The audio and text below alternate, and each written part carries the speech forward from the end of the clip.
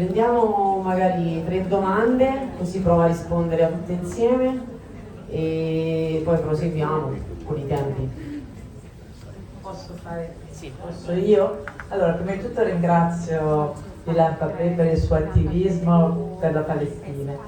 Poi vorrei fare una domanda, forse la devo fare alla fine dell'evento, però volevo chiedere se può rispondere.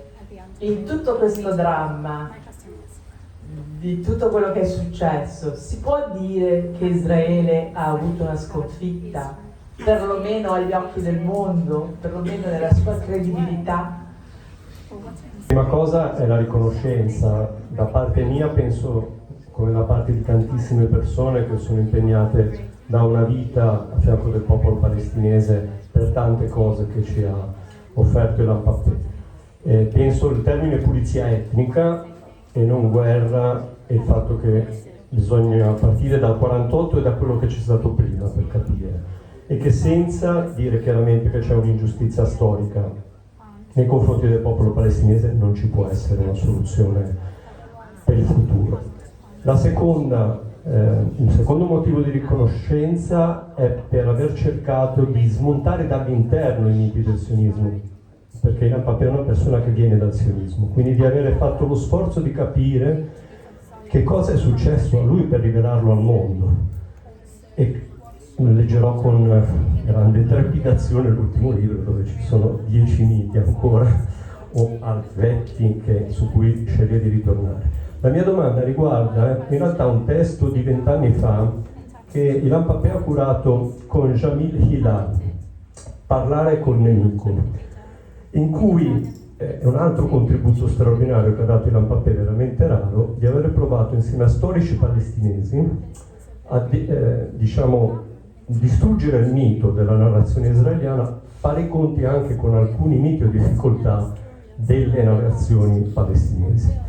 Perché dico questo? Perché io faccio parte delle persone che distingue la gravità delle cose, ed è ridicolo, ingiusto e assolutamente impossibile paragonare l'attacco di Hamas all'Olocausto. Dire la verità sul fatto però che massacrare le persone non sia qualcosa di giusto, per me è fondamentale, perché sta a fianco del popolo palestinese, ma soprattutto per me è fondamentale che in quest'opera si fosse presa le distanze anche dalle direzioni storiche del movimento palestinese. Io non vedo sbocchi nella politica e vorrei chiedere a Ilan Pappè: l'ipotesi 2 popoli, 2 stati lui l'ha demolita da sempre, non ha creduto negli accordi di Oslo e siamo in perfetta sintonia. Io non credo che Israele possa permettere alle persone non ebree allo stato attuale di poter avere gli stessi diritti. Non lo vedo credibile. Non vedo nella politica nessuna soluzione. Vedo invece minoranze di persone israeliane o ebree non israeliane, molto importante la distinzione, che cercano un dialogo con la parte più disponibile fra la popolazione palestinese e araba a maggioranza musulmana, per capirci, perché anche lì palestinese comprende ovviamente tutte le persone che hanno a che vedere con la terra di Palestina. Come pensa Ilan Pappè che possa essere un dialogo che vada oltre la politica, e se pensa che sia importante dare il massimo risalto a questi tentativi? C'è un villaggio in cui vivono persone palestinesi e ebrei insieme fra Tel Aviv e Jaffa, che si chiama Oasi di Pace. Finisco. E anche chi si rifiuta di prestare il servizio militare in Israele, c'è un laboratorio ebraico antirazzista, ci sono palestinesi che da sempre non hanno mai avuto l'idea di buttare gli ebrei a mare o di cadere nell'antisemitismo. Se pensa che non dobbiamo partire da questo per cercare di costruire un futuro. Un recente sondaggio in università italiane ha riportato che circa il 46% degli studenti ritengono che il nazismo e l'attuale comportamento dell'attuale governo israeliano siano comparabili. Le chiedo, alla luce del fatto che un ministro del governo di Israele ha preconizzato l'utilizzo delle armi atomiche per eliminare il problema dei palestinesi, e alla luce anche di un fatto che stigmatizza l'azione tipo la demolizione del Parlamento di Gaza, che è assolutamente paragonabile all'incendio del Reichstag. Le chiedo, secondo lei questo paragone è verosimile o no? Grazie. Thank you for your questions and comments. The first question, I think in many ways what happened even before the 7th of October, the internal struggle inside Israel between the secular and the religious parts of the society, were already indicating that we are seeing the beginning of the end, I think, of Zionism. You cannot create solidarity only on the basis of hating someone. And if you take out the hate or the objection to the Palestinians, Israelis have found out that there is not much of a common ground between the people who live there, as was seen in we forgot about it because 7th of October was so dramatic, but on the 6th of October we predicted that October 2023 will be the beginning of a civil war inside Israel. In many ways the Hamas saved them from a civil war. I don't think it was the intention, but that is part of what happened. We should say that clearly. But this will return because the problem is not going away. So I think you're right. But as an historian, I know that processes of disintegration of states, dramatic change in regimes, the fall of ideologies, a successful liberation struggle, even if you are in the final stage can be 30 years, not 2 years or 3 years. So, but I think, yes, I think there is something about the way Zionism is going which is against history. The history of the world, with all the problems that we have, even here in Italy, the history of the world is against colonialism. There are many other problems, bad problems in the world, but colonialism is something that is going out of the window.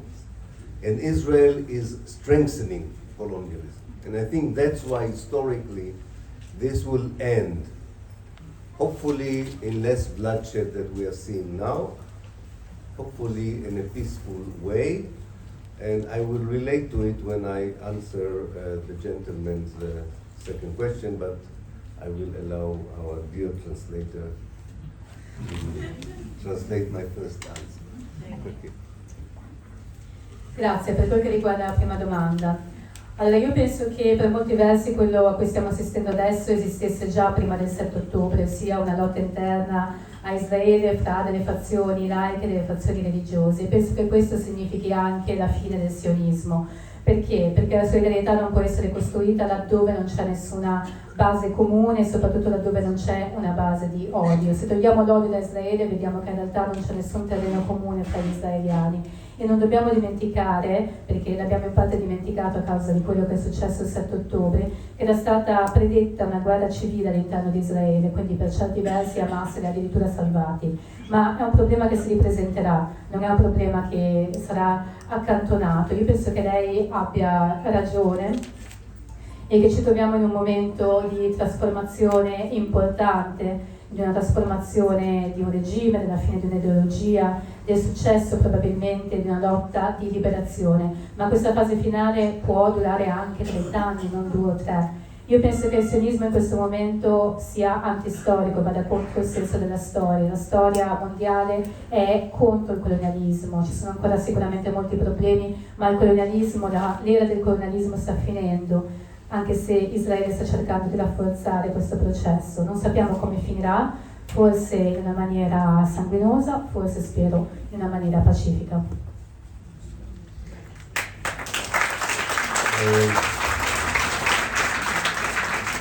As for the question of coexistence, talking about the ability to live together, I think that what is more important right now is to make sure that Israeli Jews who are talking about peace, reconciliation, or regard themselves as part of the peace camp, understand what it entails, what is the price.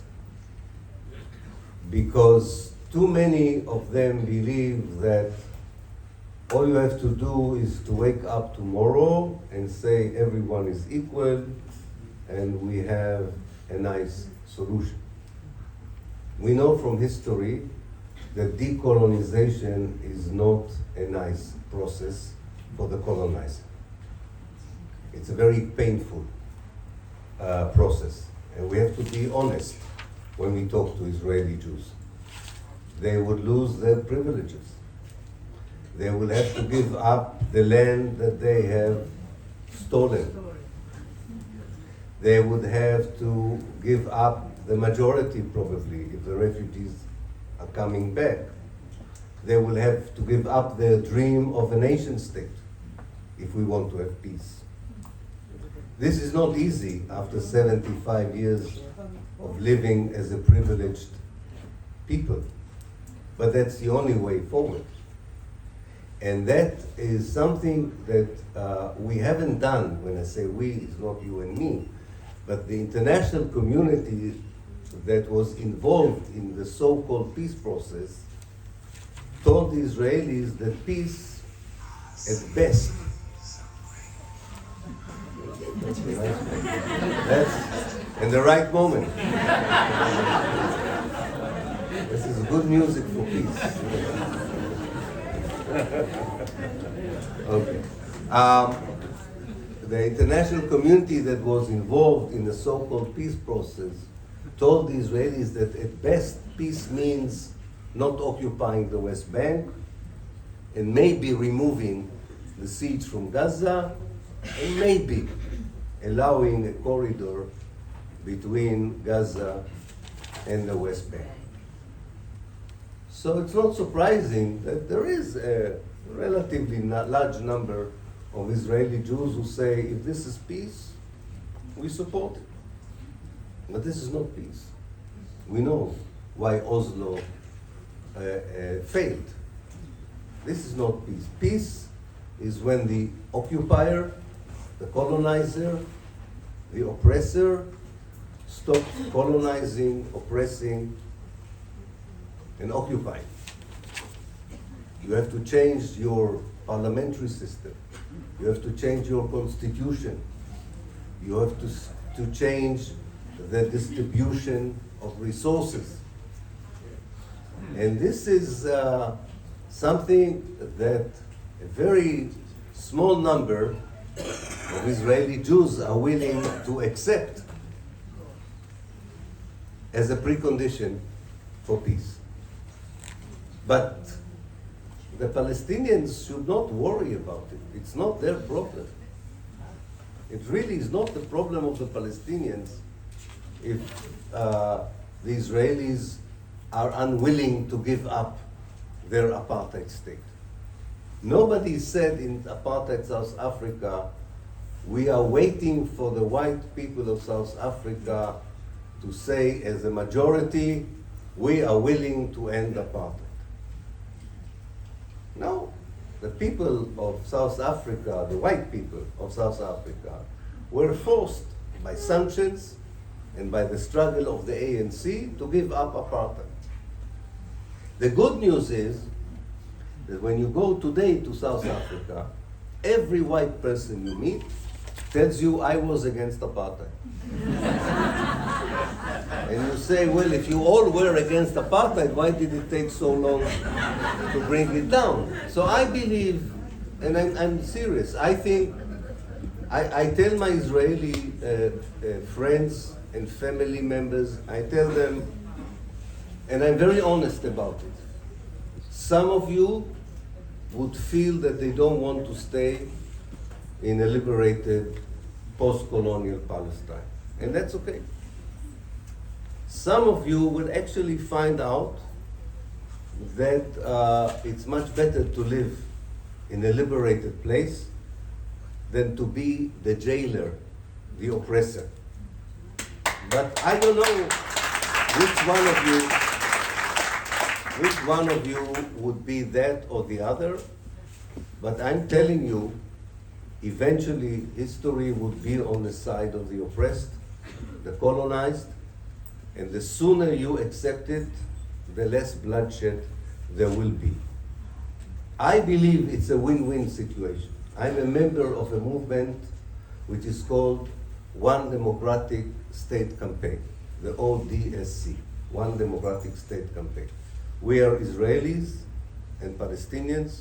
We believe in one democratic state, and we are trying to persuade the Palestinian national movement to adopt again, because they used to adopt again the idea of a democratic state as the vision for the future. We believe that if the Palestinian national movement would say, this is our vision, also the world would support it. And then we think we can have a large number of Israeli Jews that would support it too, not majority, but a sizable number, because there are only two options. Either we will have a democratic state, a free Palestine from the river to the sea, or we will have a continued bloodshed that, as the Israelis learned on the 7th of October, is not always the Palestinian blood that is being shed. It can also be Israeli Jewish blood that is shed. Nobody wins if oppression continues. People have the right and the means to continue the struggle, and the struggle is not a peaceful event. But there is an alternative, and this alternative has to be supported by the world. It has to be supported by the Arab world. It has to be supported by the Muslim world. And the last people who will support it will probably come from Israel. But at least we want everyone else to support it before we try to convince the Israeli Jews to support it. Not the other way around. The whole peace process was based on the idea you first convince the Israelis what they want and the rest should follow. This was wrong. You first convince the world what the Palestinians want, and then you try to persuade the Israelis to accept it. And this should be our program for the next 10, 20 years.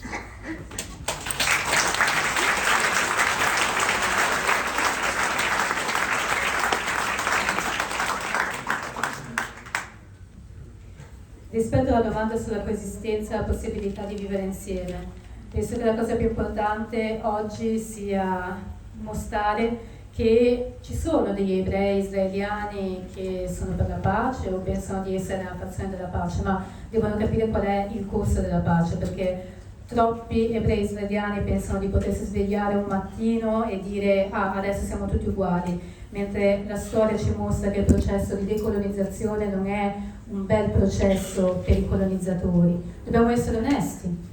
Gli ebrei perderanno i privilegi, dovranno restituire la terra che hanno rubato, soprattutto si tratterà la maggior parte della terra se torneranno i rifugiati palestinesi, dovranno porre fine al loro sogno di uno Stato-nazione, dovranno infine abbandonare la vita da privilegiati che conducono da decenni.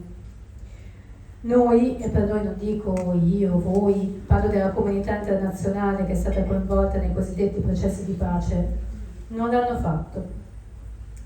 Si è sempre detto a Israele che la pace migliore sarebbe stata quella con la fine dell'occupazione della Cisgiordania, forse la fine dell'occupazione di Gaza, forse del corridoio tra Gaza e la Cisgiordania. Quindi non deve stupire che ci siano degli ebrei israeliani che sostengono la pace, ma noi non sappiamo, noi sappiamo che questa non è pace e sappiamo anche che è il motivo per cui gli accordi di Oslo non hanno funzionato, perché la pace significa la fine dell'occupazione e gli occupanti devono esserne consapevoli. Significa trasformare la propria Costituzione, cambiare il proprio Parlamento, cambiare il modo in cui le risorse sono distribuite. E io credo che molti pochi ebrei israeliani siano pronti ad accettare tutto questo come presupposto per la pace. Questo non è un problema dei palestinesi, non sono preoccupati del fatto che gli israeliani non l'abbiano ancora accettato. Pensiamo al Sudafrica, il problema non era aspettare che i bianchi fossero disponibili ad abbandonare i propri privilegi. I bianchi hanno messo fine allo stato di apartheid perché sono stati forzati dalle sanzioni e dalla lotta dell'ANC.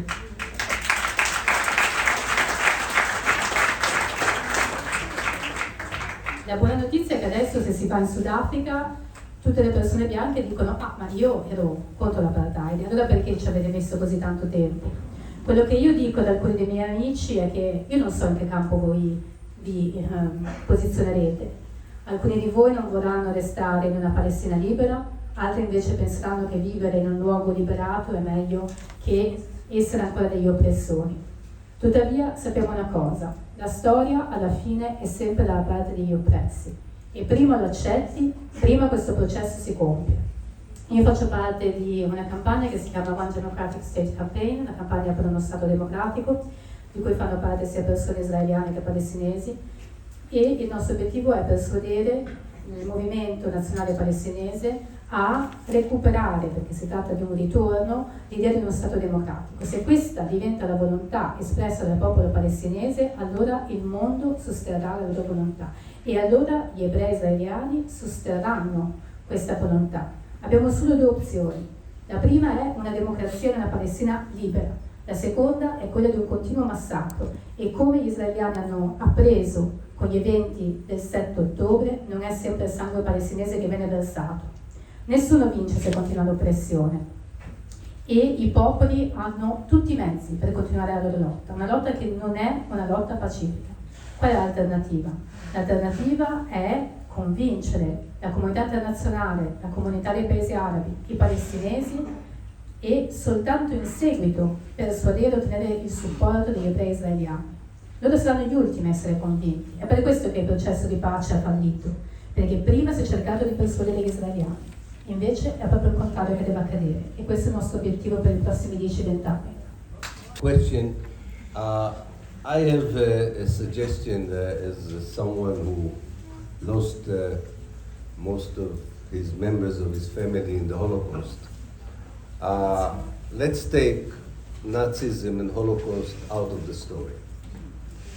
It doesn't help anyone, neither the comparison of that side or the other side to Nazism. Nazism was a unique historical phenomenon. It doesn't help us to understand the situation. Israelis are not worried if you compare them to Nazis. They are worried if you take them to the International Criminal Court. This is what worries Israel. Israel is not worried. You can call them Nazis until tomorrow, and you can say that what they did in Gaza is what the Nazis did. They don't worry about it. This does not lead to sanctions. This does not lead to making Israel a pariah state. However, if we can show that Israel as a state violates international law, not only in its action in Gaza in the last 49 days, but in its daily policies in the West Bank, in its attitude towards the Palestinian citizens of Israel, and in its refusal to allow the Palestinian refugees to return. These are all violations of international law.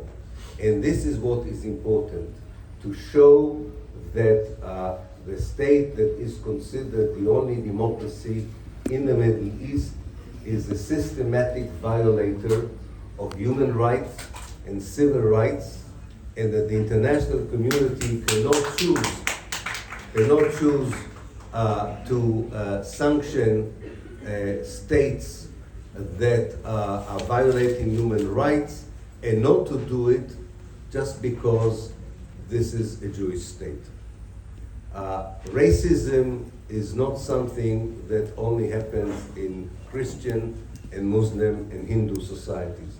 Racism is also happening in Jewish societies. And in the name of anti-racism and in the name of against violation of human rights and civil rights, we are here today in Genoa asking the Italian government, the international community to take action. Believe me, this is far more effective than doing this comparison to Nazis and so on. Forget about it. Take it out of the window. It's not relevant. It's not helpful. Israel is a criminal state pursuing criminal policies. This is what is important, not the comparison to an event in the history of Europe that is really exceptional and doesn't tell us much about humanity beyond what happened there. We know exactly what is wrong with Zionism, we know exactly what is wrong with Israel, and we all know why we support the Palestinians. And this is what is important.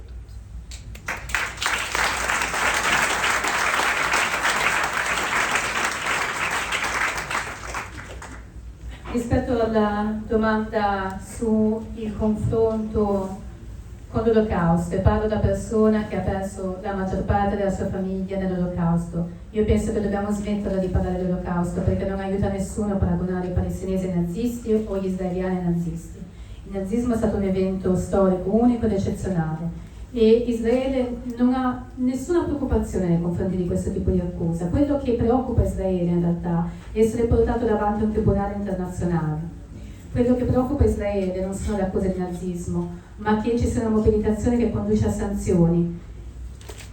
Io penso che la cosa importante sia che Israele venga riconosciuto come uno Stato criminale, non per le azioni che ha compiuto dopo il 7 ottobre, ma per quelle che compie ogni giorno, nella sua vita quotidiana, nelle sue politiche, nel suo rifiuto di concedere ai rifugiati il diritto al ritorno. E queste sono tutte violazioni del diritto internazionale. Se cominciamo a pensare che la cosiddetta unica democrazia nel Medio Oriente è in realtà uno Stato che viola le leggi internazionali, la comunità internazionale dovrà sanzionarlo perché non si può rifiutarsi di sanzionare uno Stato criminale soltanto perché è ebraico. Il razzismo non esiste soltanto nelle comunità cristiane, islamiche, induiste, ma anche nella società ebraica. E oggi, qui a Genova, dobbiamo chiedere al governo italiano e alla comunità internazionale di agire, perché è molto più efficace dichiarare Israele uno Stato criminale che porta avanti delle politiche criminali rispetto che a paragonarlo a un evento che si è svolto in Europa nel passato, un evento eccezionale che non ci dice nulla sulla natura umana, mentre noi invece conosciamo molto bene qual è la natura del sionismo.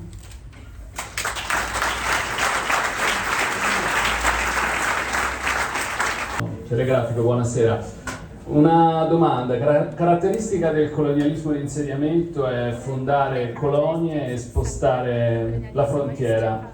I coloni sono figure ibride tra il civile e il militare, attori di questa operazione. Essi occupano una collina, ne fanno un avamposto, lo allargano, lo abitano. Grazie, sì, mi sentite? Grazie mille per la disponibilità stasera. Allora, la mia domanda riguarda il ruolo dei cittadini, in questo caso italiani, in questo conflitto. Da una parte il potere e il privilegio che abbiamo tutti e dall'altra in qualche modo siamo anche indirettamente complici perché il governo comunque con le nostre tasse dà soldi a Leonardo che poi finanzia Israele.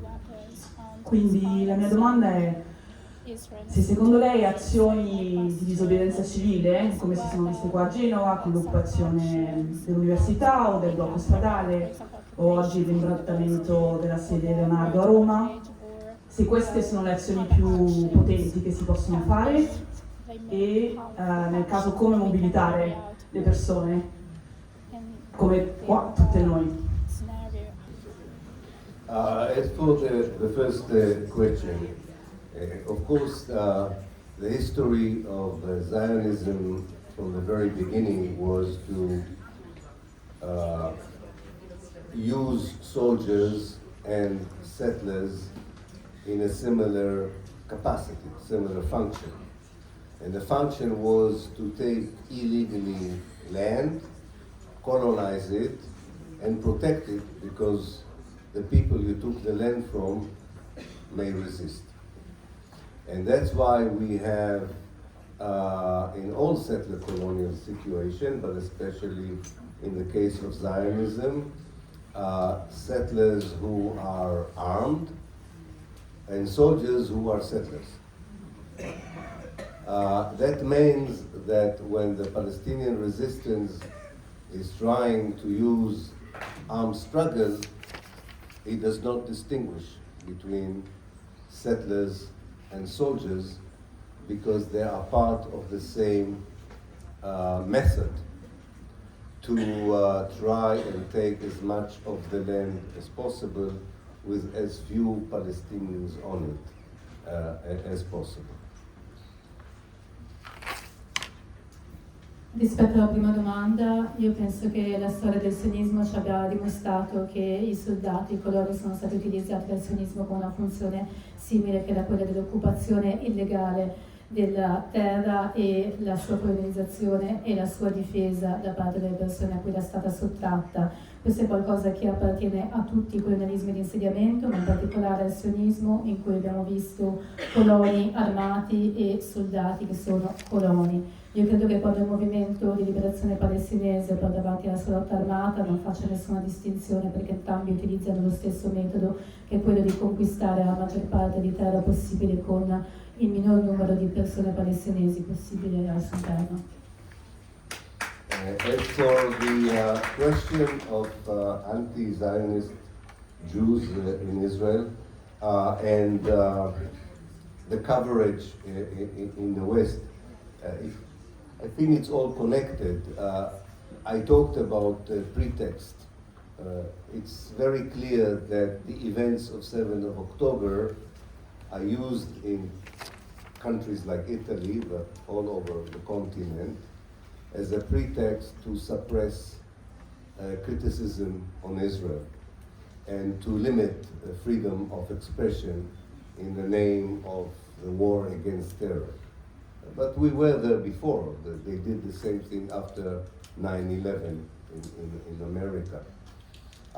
This will, I think, disappear, but the weapons of anti-Semitism or accusation of anti-Semitism, Holocaust denial, would still be used to silence people who condemn Zionism in Israel. As for anti-Zionist Jews, I think, of course, they are also victims of the new reality I described in Israel. They are regarded by the new political powers in Israel as enemies of the state. We already had a case of a history teacher, a Jewish history teacher, that was jailed because he told his students that Israel committed crimes against the Palestinians in the past. That was enough for the police to put him in prison.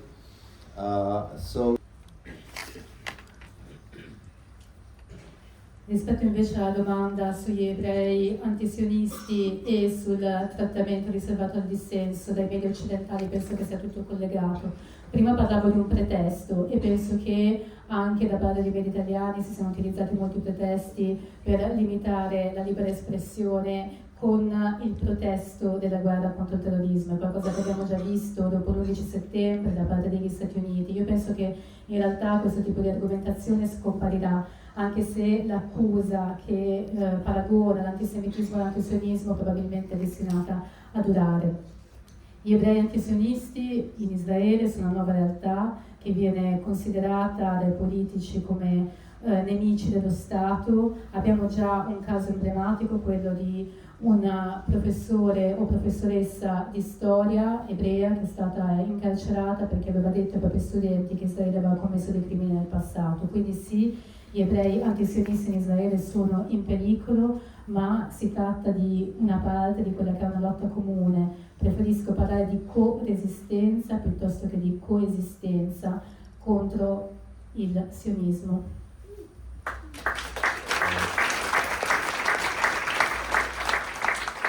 As for the last question, I think that what is really important, and I know many of you understand this, that the struggle for justice in Palestine can never be separated from the struggle for justice of other issues. For too many years we used to separate the struggles. But because the support for Israel comes from political elites, from governments, multinational cooperation, the only way to face it is to create a global opposition to that support. So this cannot be just in Italy. And one of the best way to, and I think that always served well Palestine, one of the best ways, to my mind, to build what a friend of mine likes to call global Palestine, which is what the Palestinians need. They cannot do it by themselves. One of the best way of building global Palestine against global Israel. Global Israel is the military industry, arms industry, capitalism, multinational corporations, governments, all these powerful establishments that give Israel's immunity. The global Palestine is based, as you know, we see it today, on civil society. I don't think we have a minister from the government here, right? I doubt it even if we have a member of parliament here. I don't know if you have even a member of the local council here, or even someone who runs the railway station. I don't know. We are citizens. We don't have power because we were elected to powerful positions. But we are powerful. We're citizens. But we are powerful if we do it. For the case of Palestine, it has to be global. It cannot be local. It has to be global. And one of the best way of making, I think, a local case global is to connect it to the injustices in your own society. There is a connection between the way people in Italy treat immigrants, people of different color, different ethnicity, in the case of Palestine. You cannot separate the two. You cannot separate the two. Otherwise, you get strange people who support Palestine. And believe me, I sometimes I fell myself into a trap when very nice people wanted a photograph with me. They say, we support Palestine, and they turned out to be famous Holocaust deniers in Italy. I won't mention the names, but they're very pro-Palestinians. They are really very pro-Palestinian, but they also think that the Holocaust is a fabrication. And they don't care about the immigrants in Italy or the economic policies of the Italian government. This is very important, and what the Palestinians are discovering now is that people who fight for rights in Mexico, like the Zapatista, people who fight for rights in Chile, like the native Chileans, people who fight for rights in America, like the African Americans, the Black Lives Matter movement, people who fight for rights in Australia, the First Nations of Australia, are all very pro-Palestinian, not because they know the history of Palestine so well, but because they know what colonization is, and they know what oppression is, and they know how hard it is to struggle when the balance is against you. The political balance is against you, the military balance is against you, the economic balance is against you. But they are finding out, as the Palestinians are finding out, that together, what we call transnational solidarity is very powerful. It's very powerful. And I will never forget when the people of Gaza went to demonstrate in solidarity with the African Americans who were beaten by the American police in Ferguson. And then they found out that the weapons the police used in America were produced in Israel, and that the American police was trained by Israelis. This is a connection. This is a connection, and this is where you find out why India supports Israel. Because of both the military connection and because it wants the world to allow it to do in Kashmir what Israel does in Palestine. We have to be global citizens of the world, not just Italian citizens, if we want to make the solidarity movement with Palestine count and be effective. And I don't have to tell you how urgent it is to build the global Palestine coalition that will have the power to change the reality on the ground, because the Palestinians need it not today, they needed it already yesterday to stop what is coming. Thank you.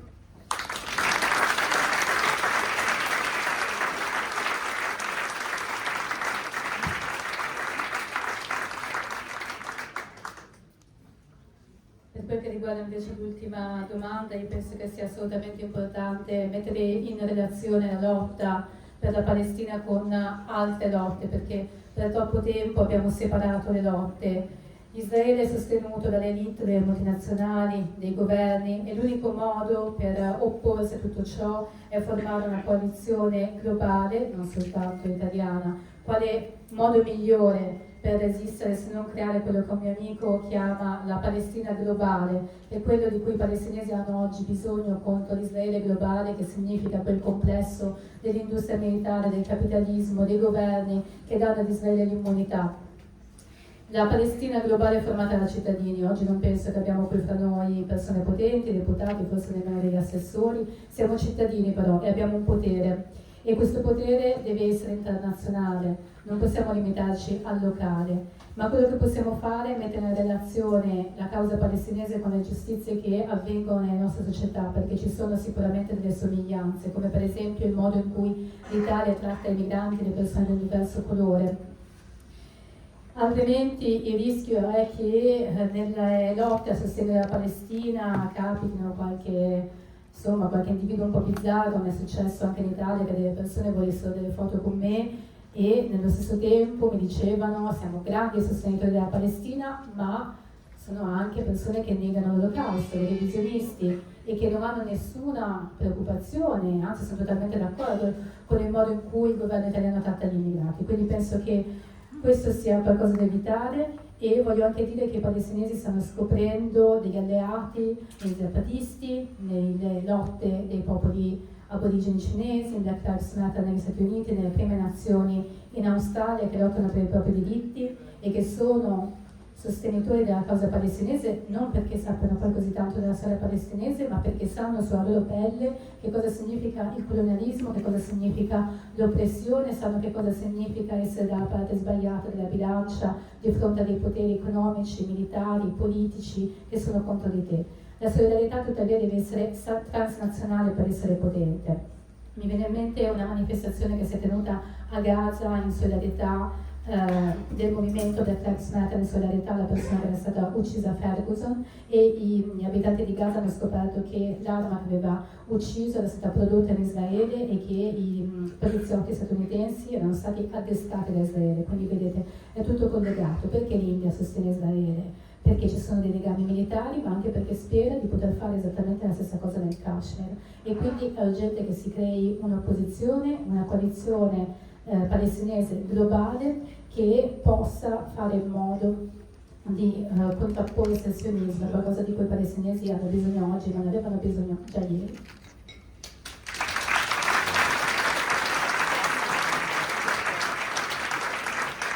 Allora, due domande lì, una qui, dove va? Sì. Il microfono.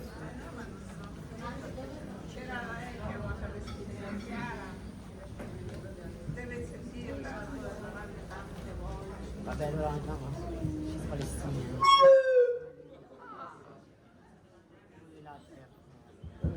Volevo chiedere se pensa che l'elemento religioso da entrambe le parti, in questa fase che però è già alcuni anni, contribuisca ad allontanare sempre più il processo di pace. Mi riferisco al fatto che Rabin e Arafat erano giunti a un accordo ed erano sicuramente Rabin, credo anche Arafat, di posizioni laiche. L'estremismo religioso, con la crescita dei movimenti di ultradestra ultraortodossi israeliani, e dall'altra parte l'aumento del fondamentalismo religioso di tipo musulmano, contribuisca e sia un ostacolo a avvicinare le posizioni, più di quanto non lo rendano già difficile le posizioni politiche in sé.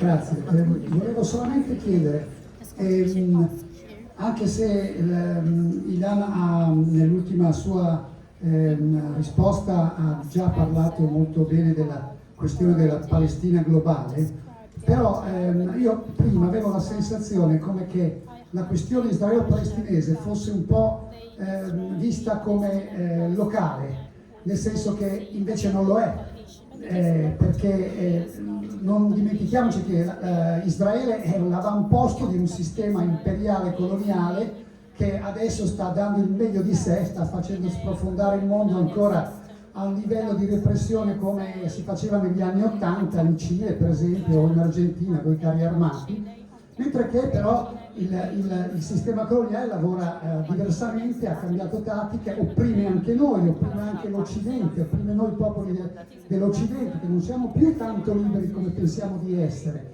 Ilan ha citato per esempio la preoccupazione di Israele ad essere portata davanti a una Corte Penale Internazionale. Ma accidenti, la Corte Penale Internazionale è uno strumento atlantista oggi come oggi. Abbiamo visto a Mosaco spiccare un mandato d'arresto internazionale contro Putin e contro questi macellai, scusatemi il termine, non fa niente. E quindi la domanda è, se lo dico, sarebbero tante, ma questa vorrei fare, che come vede i rapporti tra Israele e gli Stati Uniti? Certo, non come popolo ovviamente, come sistema di potere, come oligarchia degli Stati Uniti, ma mi sembra che sia un tema fondamentale da trattare per capire tutta la questione nel suo complesso. Grazie.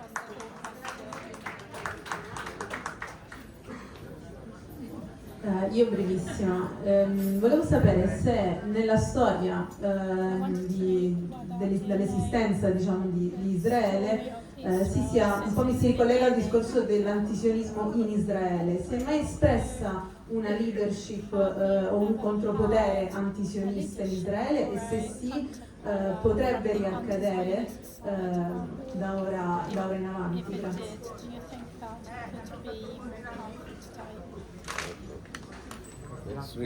Grazie. Grazie. Sono palestinese di Gaza e ho amici e parenti, ho già perso troppi amici a Gaza e parenti che vivono in Cisgiordania a ridosso agli attacchi e incursioni dei coloni in continuazione, quindi vivono quel terrore in realtà. Quindi la realtà la conosco, cerco di sempre documentarmi attraverso una documentazione occidentale, israeliana e americana, anche se mi documento anche dagli amici e colleghi intellettuali palestinesi, però per essere obiettiva anche nei confronti della controparte, perché per conoscere il nemico bisogna conoscere cosa pensa il nemico.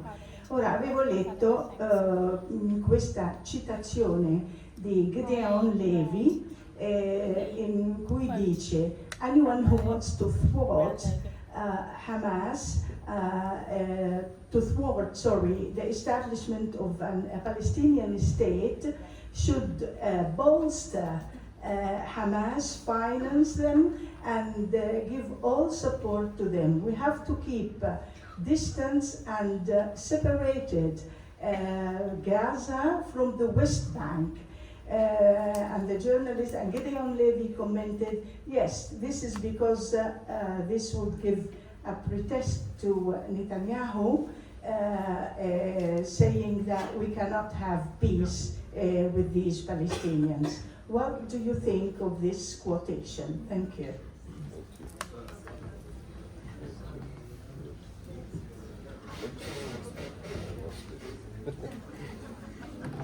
All right. Io per te, poi traduco in italiano e io per te quella cosa lì, quella parte lì. Ah, vabbè, vabbè. No, dai, magari non l'ha sentita tutta, glielo dico, poverina, dai. Te hai sentito, eh? Sì, L'ho capito. Ho sentito, sì. Grazie. Ma nel caso, se vuoi fare vedere... Forse è meglio dirlo alle persone non Ok, siccome fa due dovere, facciamo la vedere. Magari fammi dopo, se no finiamo prima. Traduci magari la parte così capiscono anche gli altri ora o dopo. Okay. Yeah, the first question about religion. I think that the situation in Palestine is not a conflict between Judaism and Islam or Judaism and Christianity. It's not a religious war. Zionism began as a secular movement. And the Palestinian national movement, when it first emerged, was secular and was led by many Christians, not just Muslims. Because the issue in Palestine is not about religion, the issue of Palestine is about land and people, or geography and demography. And that is still the issue today. Who will control the land and who would be the people on the land? Now, religion sometimes is used to strengthen their secular ideology, but it's not the reason that there is oppression, that there is colonization, and so on. So I don't think that we had a better chance of solving the issue when most secular forces were in control on both sides. The only time you can have a chance of changing the reality is when you deal with the source of the problem. And the Oslo Accord, the agreement between Yasser Arafat and Rabin, did not deal with the source of the problem.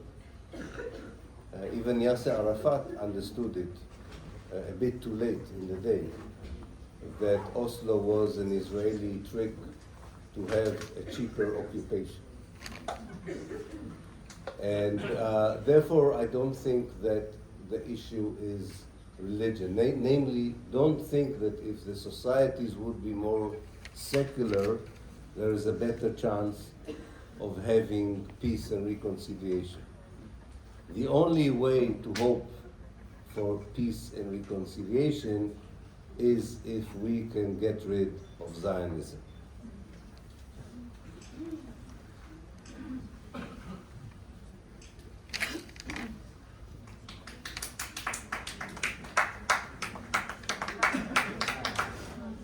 Rispetto alla domanda sulla religione, io non penso che la situazione in Palestina abbia a che vedere con un conflitto fra ebraismo e Islam o fra ebraismo e cristianesimo. Non si tratta ovviamente di un conflitto religioso.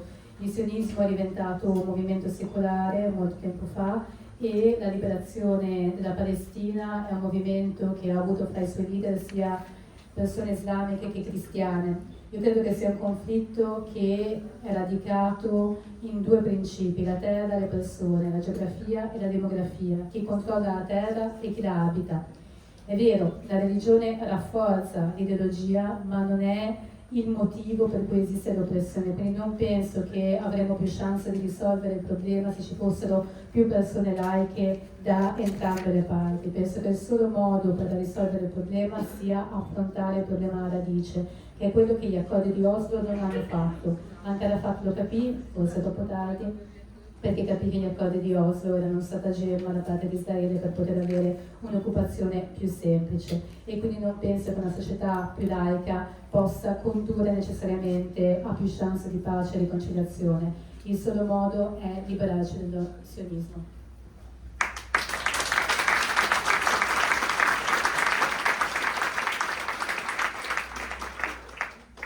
I think the third question was about any chance for anti-Zionism. No, there was an earlier question about America. Yeah, so first of all, I want to say I would not underestimate the importance of the ICC. We have to remember that the two states that don't recognize the ICC are the United States and Israel. So if an organization is not recognized by the United States and Israel, it means it's a good institution. So I would support the ICC, and I wouldn't call the ICC a tool of imperialism. In fact, it is something that I wish we can make even more effective. As for the United States, there is a change in America. But like in so many other places, the change is in the society, not in the administration.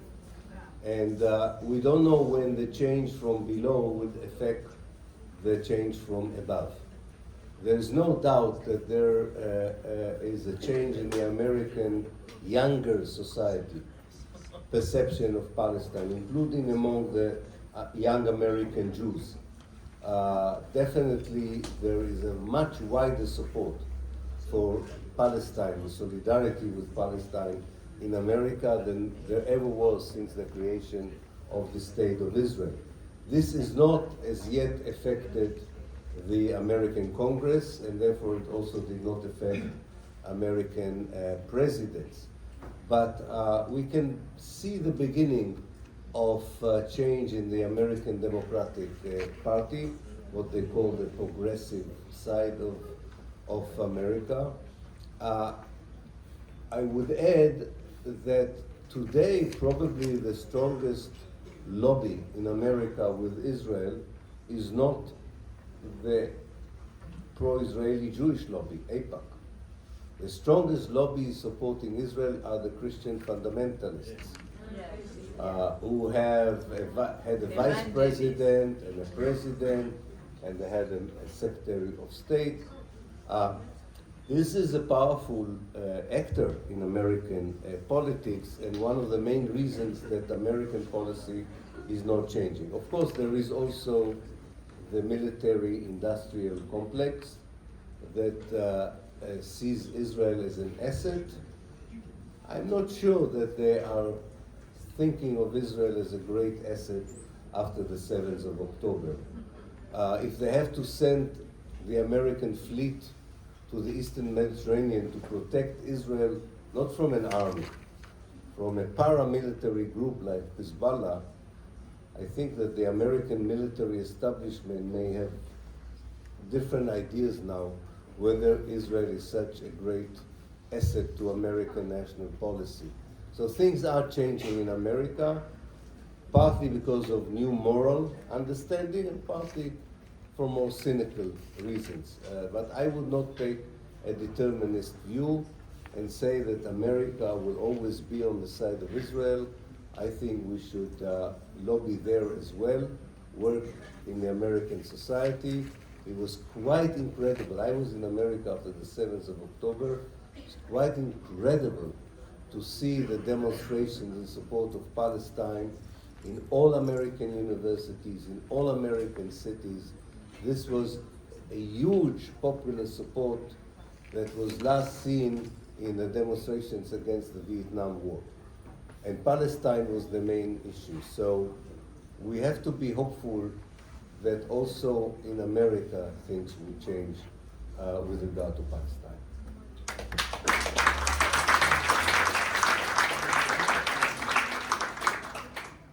Per tornare alla domanda sugli Stati Uniti, allora io vorrei dire che sarebbe forse bene non sottostimare il Tribunale Penale Internazionale, perché gli unici due stati che non lo riconoscono sono gli Stati Uniti e Israele, quindi penso che già questo sia il segno che si tratta di una buona istituzione, almeno questa è la mia opinione. Per quel che riguarda gli Stati Uniti, penso che stiamo assistendo a una trasformazione che, come accade spesso in altri stati, influenza prima di tutto la società dal basso e poi la politica. Non sappiamo se questo processo stia già avvenendo, se cioè dalla base si stia muovendo verso l'alto, ma quello che ho visto è che c'è molto più supporto nei confronti della Palestina negli Stati Uniti oggi da quando è nato lo Stato di Israele. Certo, questo non ha avuto effetti né sul Congresso né sul Presidente, ma so che c'è un piccolo cambiamento in atto Partito Democratico, quindi nell'ala più progressista della politica americana. Vorrei anche dire che la lobby più forte negli Stati Uniti oggi non è quella degli ebrei pro-Israele, ossia l'AIPAC, ma è quella dei fondamentalisti cristiani, tra le cui fila possiamo annoverare il Presidente, il Vicepresidente e il Segretario di Stato, quindi si tratta sicuramente di una lobby molto potente, e anche ovviamente il complesso militare industriale che vede in Israele un cavallo su cui puntare, una fonte di profitto, anche se non sono sicuro che questo sia vero anche dopo il 7 ottobre, perché se devi inviare la tua flotta a proteggere Israele non nei confronti di un esercito nemico ma di un gruppo paramilitare, forse non stai veramente puntando sul cavallo giusto. Io sono stato negli Stati Uniti dopo il 7 ottobre ed è stato per me veramente incredibile vedere tutte le manifestazioni che ci sono state in supporto della Palestina, in tutte le università, in tutte le città. Penso che sia il movimento di sostegno a una causa per la pace più grande dopo la guerra del Vietnam, quindi penso che possiamo mantenere un po' di speranza affinché negli Stati Uniti ci sia una vera trasformazione per quel che riguarda la Palestina.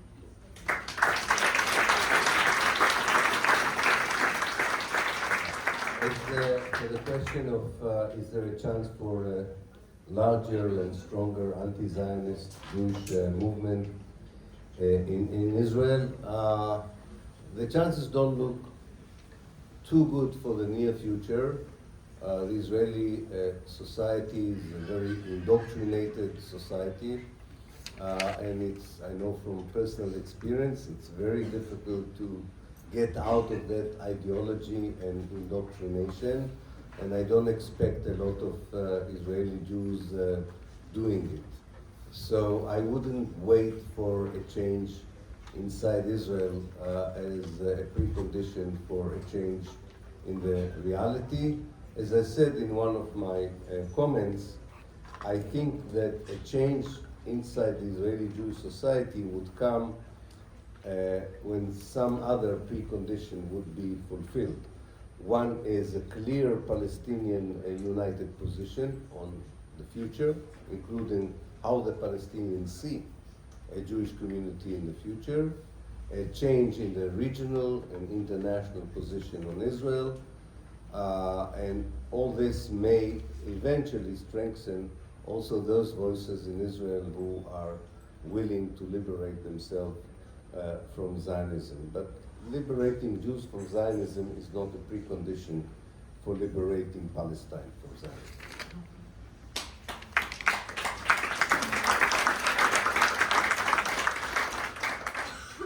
Per quel che riguarda le possibilità di costruire un movimento antisionista più ampio in Israele, penso che non ci siano molte chance nel futuro immediato, perché Israele è una società fortemente indottrinata. Io so per esperienza personale che è molto difficile uscire da quel tipo di gabbia mentale, quindi non mi aspetto che molte persone riescano a farlo. Penso però che ci possano essere delle possibilità di una trasformazione nello Stato di Israele, e questo se riusciamo a mettere in campo delle precondizioni. Innanzitutto una posizione unitaria da parte dei palestinesi che sia anche chiara, una trasformazione nella posizione regionale e internazionale nei confronti di Israele, e infine il rafforzamento delle voci antisioniste in Israele, ma non è questo il primo presupposto. And the last question about the Hamas and Gaza and so on. Historically, it's important to remember the difference in the Israeli eyes, Israeli perception of Gaza and the West Bank. The West Bank is regarded by most Israelis as an integral part of the land of Israel, as the heart of the ancient Israel and a very strategic, important part of Israel. So there is no discussion, a real discussion, about the future of the West Bank. The Gaza Strip was created by Israel in 1948 in order to push into it all the hundreds of thousands of Palestinians Israel expelled from the central and south of Palestine during the Nakba, during the 1948 catastrophe. So Israel was always a bit unclear what it wants to do with the Gaza Strip. It hoped that Egypt would annex it, and Egypt did not annex it. And then it had these long years where it tried all kinds of policies, and none of them worked. One of them is definitely in the 1970s, Israel was worried about the strength of the Fatah movement that created a solidarity between the West Bank and the Gaza Strip. And that's when Israel started to support what became the Hamas, undoubtedly. Hamas enjoyed Israeli support in its early years. Then Israel understood the Hamas also is a resistance movement, and they regretted the support to the Hamas, but they didn't support anyone against it. And they tried in the last few years this idea that you were talking about, to have a Gaza state and a Bantustan in the West Bank around Ramallah, and they thought it was working. And the Hamas proved to them on the 7th of October it's not working. They are now trying the ideas. I don't want to repeat it because I already said what I think the Israelis' options are. It just shows us, I think all these Israeli policies shows us that if you don't treat the whole of Palestine, and that includes Israel, if you don't treat the whole of Palestine as the issue, if you don't include all the Palestinians, then it's like treating someone who's ill and you only cure his hand or his finger or his foot.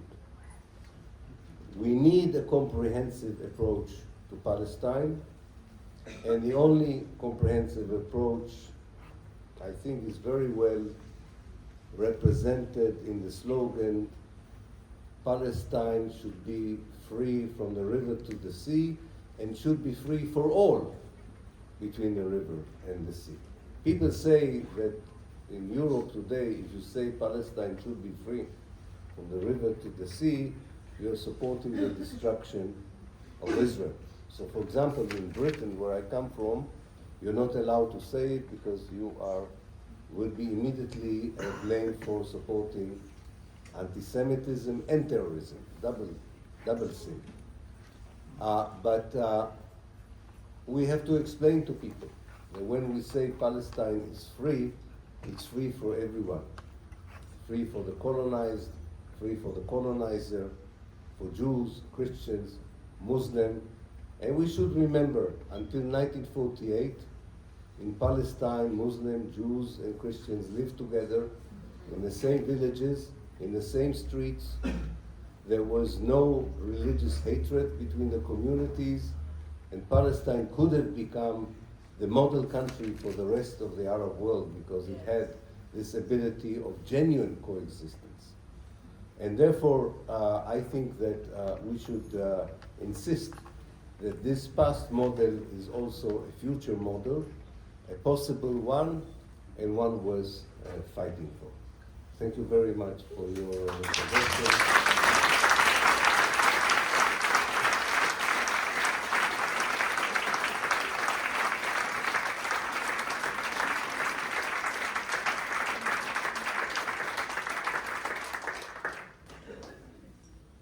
Penso che sia importante pensare alla differenza nella prospettiva di Israele, storicamente parlando, su Gaza rispetto alla Cisgiordania. La Cisgiordania agli occhi di Israele è sempre stata considerata come una parte integrale dello Stato di Israele, facente parte dell'antico Israele, insomma una parte cruciale per cui non c'era mai stato un vero e proprio dibattito sul futuro della Cisgiordania, mentre invece la striscia di Gaza è stata creata nel 1948 per ospitare, possiamo dire così, i palestinesi espulsi ed espropriati durante la grande catastrofe della Nakba. E Israele è sempre stato poco chiaro rispetto alle sue idee del futuro di Gaza. A un certo punto sembrava che sperasse che l'Egitto entrasse nell'equazione, ma l'Egitto non ha accettato e tutte le diverse politiche che ha cercato di mettere in piedi non hanno funzionato. Negli anni 70 Israele era piuttosto preoccupato nei confronti del movimento di Fatah, che stava creando dei legami di solidarietà fra Cisgiordania e Gaza e quindi ha cominciato a sostenere Hamas, ma poi ovviamente si è reso conto che si trattava di un altro movimento di liberazione e quindi ha rimpianto questo aiuto, ma non ha trovato nessun altro da sostenere che si opponesse ad Hamas. Recentemente ci siamo trovati di fronte a due situazioni molto diverse, quella nella striscia di Gaza e quella in Cisgiordania con quella storia di Palestine che conosciamo, e questo però non può funzionare. Il 7 ottobre Hamas ha dimostrato che tutto questo non può funzionare e che è necessario considerare tutta la Palestina, tutta intera, e considerare tutti i palestinesi, tutti quanti, perché altrimenti faremo come chi cerca di curare un malato e cura soltanto un dito, soltanto un piede. Noi abbiamo bisogno di un approccio unitario nei confronti della Palestina. Quando diciamo che la Palestina deve essere libera dal fiume fino al mare e che deve essere libera per tutti, noi stiamo dicendo proprio questo. In Europa tuttavia questo slogan significa che puoi distruggere Israele. Nel Regno Unito, da cui io vengo, per esempio, non si può pronunciare questa frase perché significherebbe o viene considerato come un modo per sostenere il terrorismo, ma noi dobbiamo spiegare che invece è questo che è necessario. La Palestina deve essere libera per tutti, i coloni, i colonizzatori, per gli ebrei, per i musulmani, per i cristiani. Nel passato la Palestina ha visto vivere insieme ebrei, cristiani e musulmani, e questo modello che è esistito nel passato potrebbe veramente diventare un modello per il mondo arabo. Dobbiamo insistere su questo, sul fatto che un modello passato può essere un modello futuro, un modello possibile, un modello per cui lottare.